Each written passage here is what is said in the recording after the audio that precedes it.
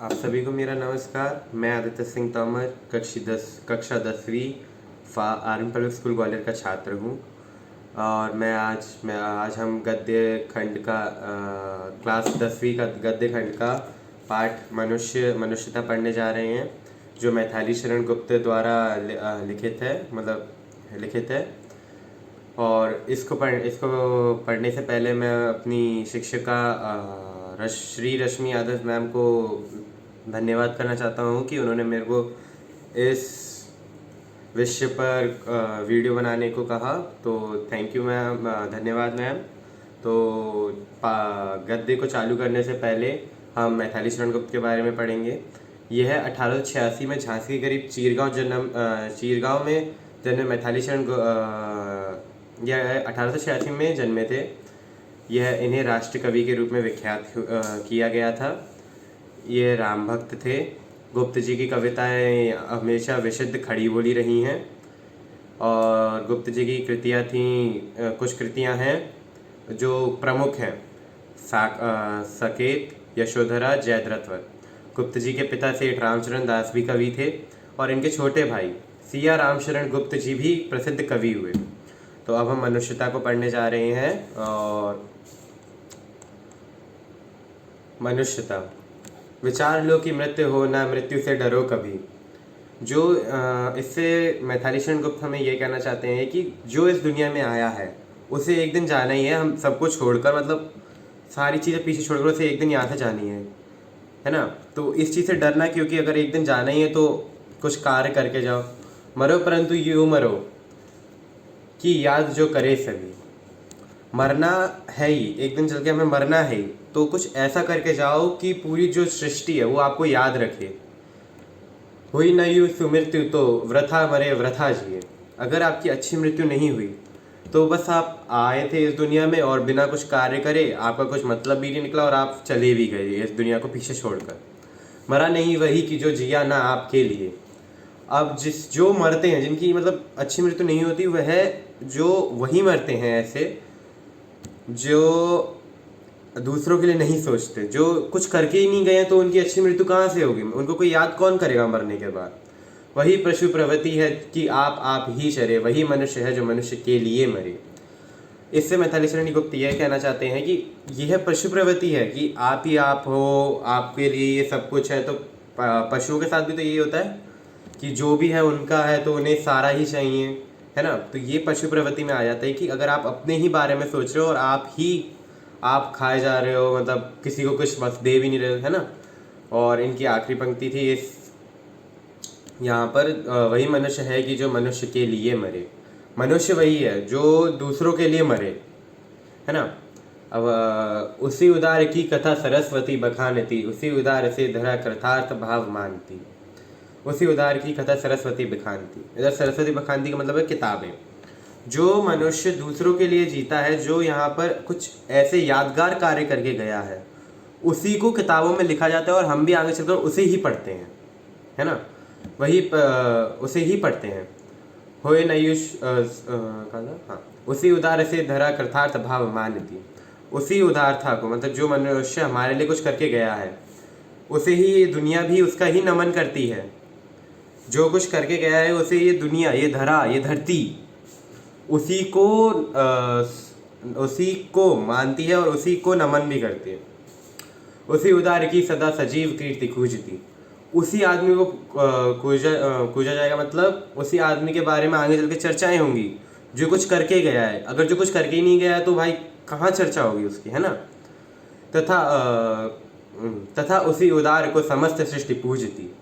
जो हमारे लिए कुछ करके गया है, जो जिसने दुनिया में जिया है, कुछ करके गया है, तो आगे चल के पूरी सृष्टि उसे पूजेगी। पूरी सृष्टि उसे ही पूजेगी जो हमारे लिए कुछ करके गया है। अखंड आत्म भाव जो असीम विश्व से में भरे, वही मनुष्य है कि जो मनुष्य के लिए मरे। मनुष्य वही है जो दूसरों के लिए मरे, अपने से ज़्यादा दूसरों के बारे में सोचे। अब कुछ यहाँ पे उदाहरण दिए गए हैं जो जिन लोगों ने कुछ करा था अपने जीवन में, तो उनकी हम यहाँ पे पढ़ रहे हैं। यहाँ पे हम उनके बारे में पढ़ेंगे। शुद्धार्थ रंतिदेव ने दिया करस्त थाल भी। रंतिदेव एक राजा थे जिनकी पूरी भोजन की थाली लगी हुई थी। तो उनके सामने एक भूखा पेट कोई आया था, तो उन्होंने अपनी पूरी थाल उठाकर उन्हें दे दी थी। ये उनका कष्ट समझते हो कि वह आदमी जो उनके सामने आया है वह एक भूखा आदमी है, तो उन्होंने अपनी लगी हुई थाल उन्हें दे दी थी। तथा दधीचि ने दिया परार्थ अस्थिजाल भी। जो देवताओं थे उन्हें तो दधीचि जी ने अपनी अस्थियां, अपनी हड्डियां उन्हें दे दी थी देवताओं को, कि जाओ इससे अस्त्र शस्त्र बनाओ, इससे आप कभी हारोगे नहीं। तो यह एक बड़ा वो दान था। उशीना क्षितिज ने स्वमास दान भी किया।